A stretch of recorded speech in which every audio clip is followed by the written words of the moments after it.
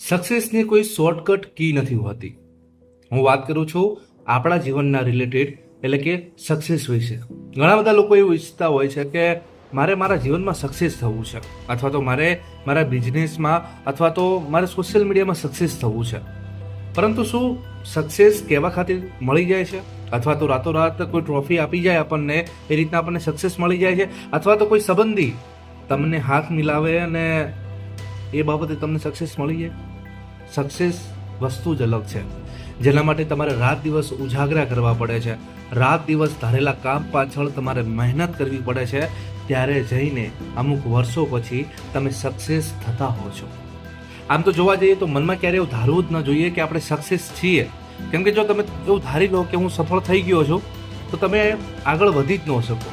પરંતુ મનમાં એક જ ધ્યેય રાખવાનો છે કે ભલે ગમે એટલું મળી જાય, ભલે આપણે ધારેલું કામ થઈ જાય, આપણો ધારેલો બિઝનેસ સફળ થઈ જાય, પરંતુ જીવનમાં તો એક જ નિયમ રાખવાનો છે કે હજુ આપણે સફળ નથી ત્યાં સુધી, જ્યાં સુધી આપણો અંતિમ દિવસ ન આવે.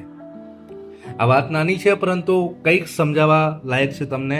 કેમ કે ઘણા બધા લોકો એવું ઈચ્છતા હોય છે, ઘણા બધા લોકો એવું કહેતા હોય છે કે મારે જીવનમાં સક્સેસ થવું છે, સફળ થવું છે, પરંતુ રાતોરાત કોઈ સફળ નથી થતું.